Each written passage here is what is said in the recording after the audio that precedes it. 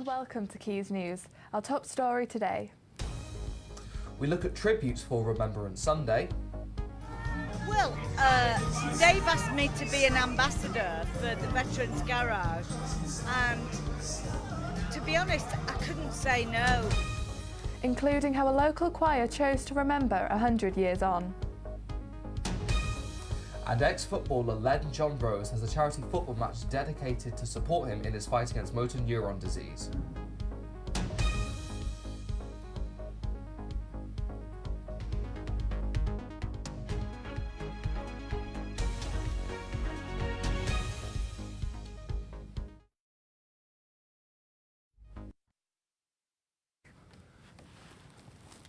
Hello and welcome to Quays News. It's the 14th of November. We start with some breaking news. Police are investigating two suspected attempts of child abduction in Bolton and Bury. Two 11-year-olds were approached by a suspect in a white transit van at a junction in Blackburn Street. This was after an incident involving a 14-year-old girl was chased by three men in West Horton. Anyone with information regarding these attempts have been encouraged to contact the police.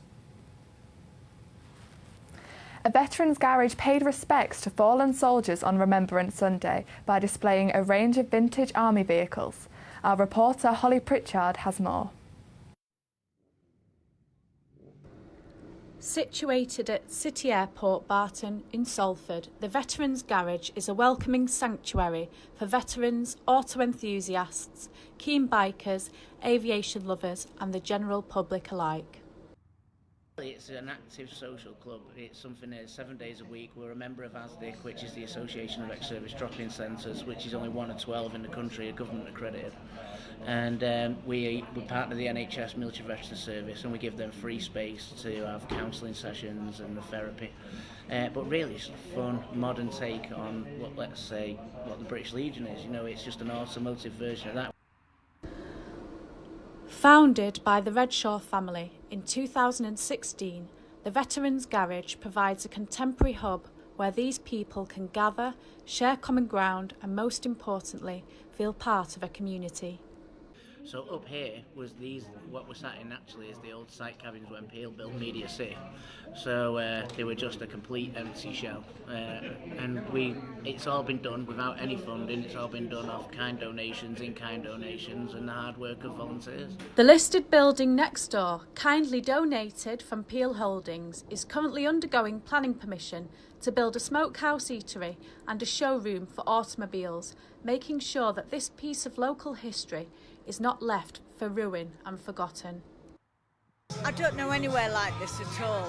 The only place I could say comes near is the Union Jack Club in London, which my husband and I go to a lot.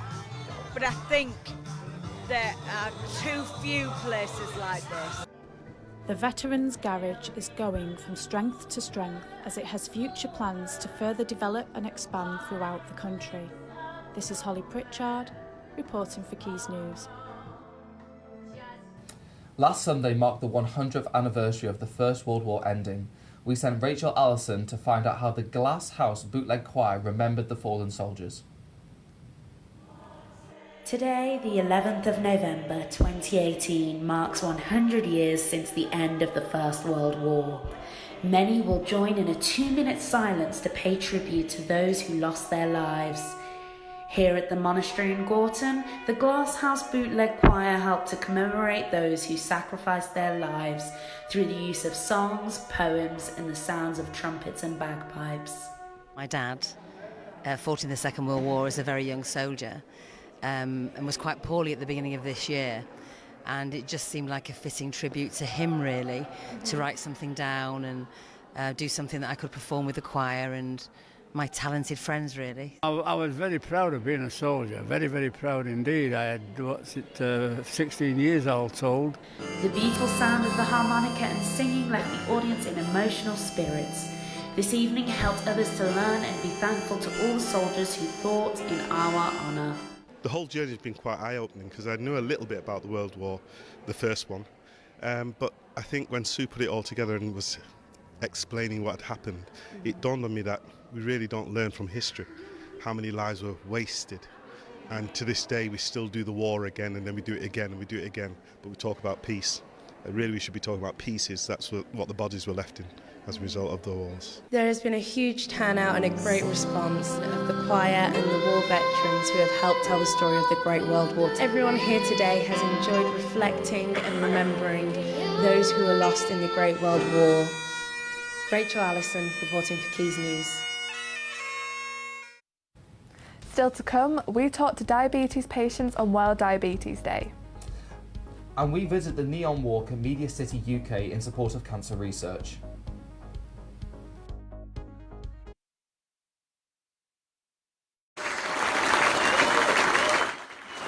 Burnley footballer Len John Rose, who contracted motor neuron disease. Here is Dan Cox to tell us more.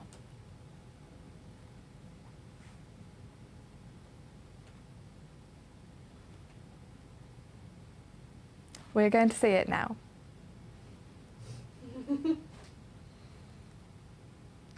Apologies for these technical difficulties. We are going to move on. Okay. Today is National Diabetes Awareness Day. Our reporter Olivia Mullally went to talk to patients with the condition and their nurses.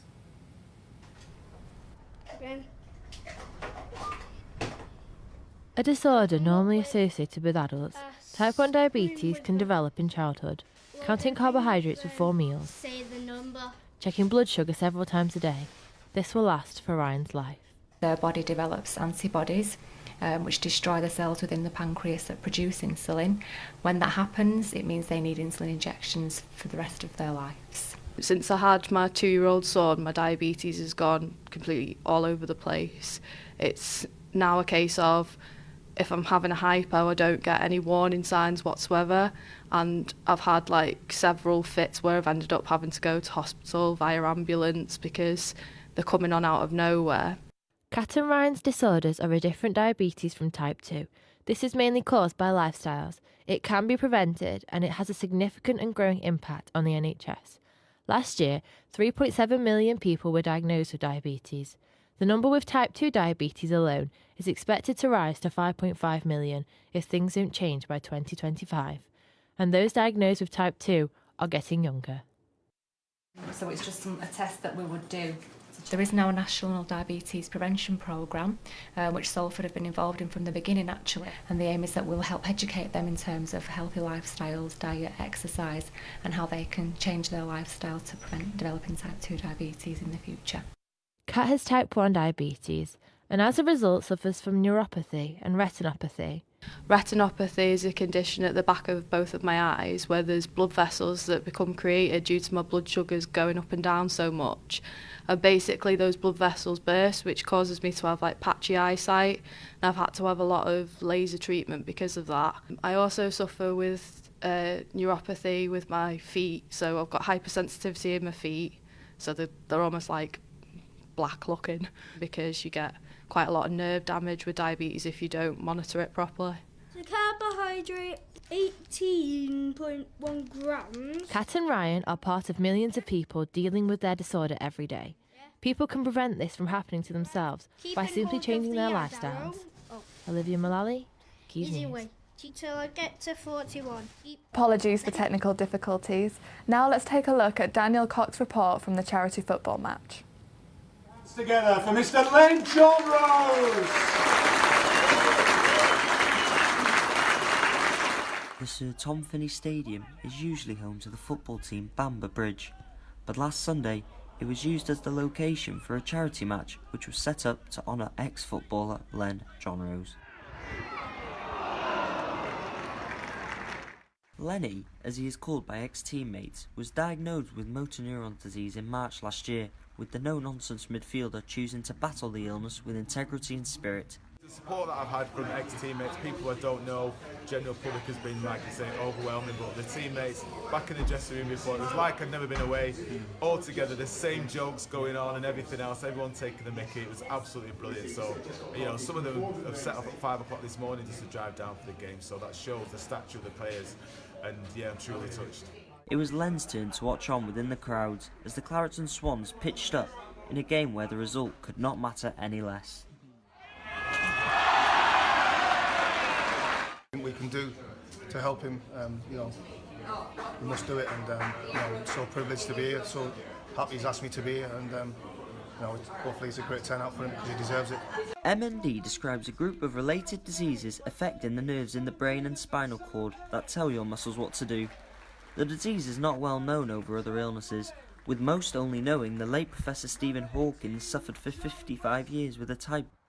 Many believe that more has to be done to raise awareness for the condition. I think there's a lot of diseases that we need to be educated on, and we're not. I'd like to see the government put a lot more effort, a lot more money into these diseases, so we can find, cures or let people live a lot longer. Many fans turned out to watch the momentous occasion as they looked to support Lenny through his illness. But it was also an opportunity for some to catch a glimpse of their heroes from the past few decades. The Len John Rose Foundation has been created to raise funds and awareness for MND, as Lenny looks to help challenge the incurable disease. So my sort of plan now is to make people more aware of what the disease is, and basically trying to raise as much funds as possible so that we can try and crack the disease. Daniel Cox, Quays News. We all try to find new and fun ways to improve our health and fitness. The charity park run provides free 5k runs around the world every weekend, one of them being in Manchester's own Heaton Park.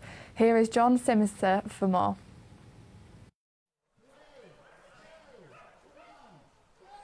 "9 o'clock Saturday morning, a time many of us would like to be in bed, however not for these runners at Heaton Park in Manchester.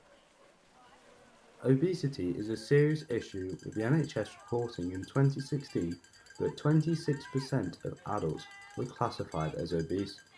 This has increased from 15% in 1993, but has remained at a similar level since 2010.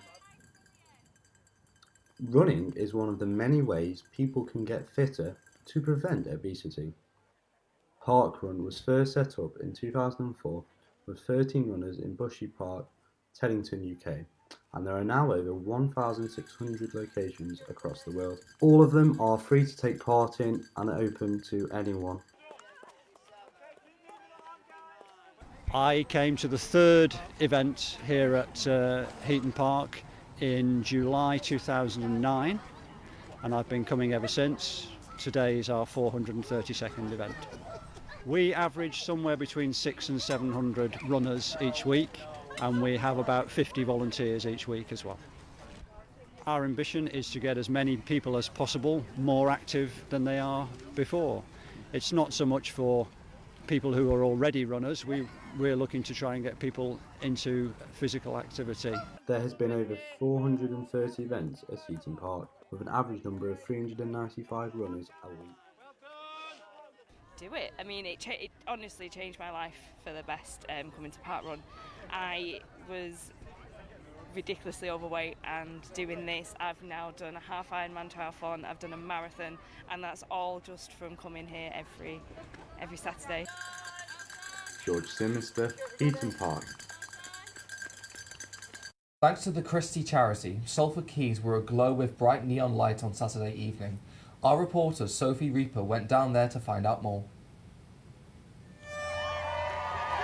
On Saturday night, people came down to the Salford Quays in order to take part in the Night of Neon. This is an annual event held by the Christie charity that raises money to help with both treatment and research. Beth Snow was just one of the participants in this year's event. My mum recently passed away from cancer, so I've been doing a lot of fundraising recently, hence this 10k walk that I'm going to be doing. The Christie have been amazing for my mum, especially with her last week or two. They were just, you couldn't fault any of the staff. They were just amazing, looking after her, doing anything that they could to support us, doing anything that they could to keep my mum comfortable in her last days. Just couldn't fault them. Treating around 44,000 cancer patients at their world-leading treatment centre every year, the Christie have encouraged people to don their best neon outfits and take part in this annual event. There were 2 walks that took place on the night, a 5 and a 10k that each started and finished at the Lowry Theatre. Why did you volunteer for tonight then, ladies? both, I think, known people who've suffered with cancer. I know people who've been treated by the Christie. It's a fabulous cause and we wanted to give something back, and it's fun. What is it that you're most looking forward to? Just that atmosphere and everybody doing a thing for a good cause. With a recent study from Cancer Research finding that 1 in 2 people in the UK will be diagnosed with cancer in their lifetime, the work of the Christie is more important than ever. With 83p from every pound raised used to benefit patients and their families, the money from this year's walks will be spent on where it is most needed around the hospital. What do you think the ultimate goal of the Christie should be? To cure as many people of cancer as possible, really. I think that's the goal that everyone should have with it, really. It's just something everyone's knows someone who's been affected by it, so everyone should really get involved in stuff like this, I think. With another successful night of neon, the Christie is certainly doing their part to encourage people to get glowing for cancer. Sophie Reaper, reporting for Quays News. Now, a local actor from Oldham has written a one-man show talking about his time in Blackpool, and from the title you can tell it wasn't a good one. Charlie Mulholland has more. Show in recent months. What did you come to Blackpool for anyway? No, let me guess. Your wife Chantel caught you in bed with a fat next door neighbour Dave, who probably works in a garage and secretly goes dogging with men. I'm not married. Starring in this production is Mark Newsom. This one-man show tells the tale of Billy Costello, a homosexual boy from Oldham with a problem with alcohol, drugs and mental health. It's Mark's story, which is, it's based on Mark, but I mean there's a bit of artistic licence in there. But it's essentially Mark's story. I went last summer, at the height of my sort of illness. I went to Blackpool, with no plan on coming back really. And it was my mate Will who rang me. And he persuaded me. That's true. So it's all true. The whole title of the play is true. Yeah. So he was the one who sort of had a laugh and a joke and said Blackpool, and just started laughing. You know what I mean? I hate myself for being gay. Now they do as well. What are you talking about? The comically named show was created by both Mark and writer Phil Pearson, who wanted to take Mark's emotional story and use it to raise awareness. Many great shows have had one performer, from shows like Berlin to The Christmas Carol only having one performer. However, Blackpool Was a Shit Place to Die brings up some fantastic points such as homophobia, mental health and even suicidal tendencies.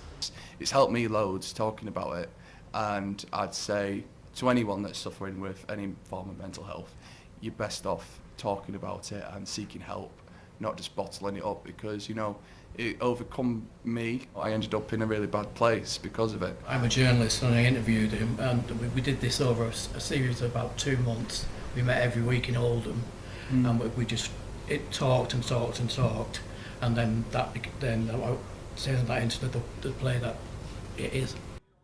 The production has been grabbing the attention of the acting world, picking up nominations for awards such as the Northern Soul Award and receiving 4- and 5-star reviews from critics such as Upstage Manchester. The harrowing true story of Mark Newsom was showcased at 3 Minute Theatre in Manchester, and off the back of the success of the play thus far, they hope for further productions down the line. Charlie Mulholland, Quays News.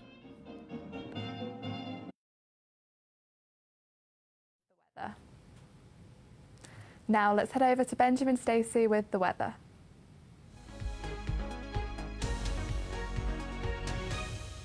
The weather in Salford today is very cold and cloudy. The wind speeds, however, are rising of up to 10 miles per hour. These may be harsh, but they won't be harsh enough to blow you away.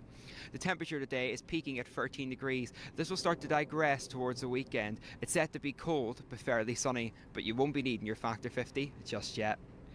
If you're planning on heading to the Jess Glynn concert in Manchester or the vegan Christmas markets, you'll be needing a jacket but won't be needing a brolly because we're believed to have clear skies.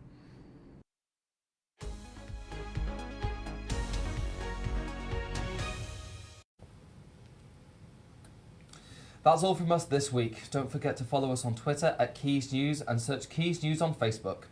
And tune in next Wednesday at the same time. Goodbye. Goodbye.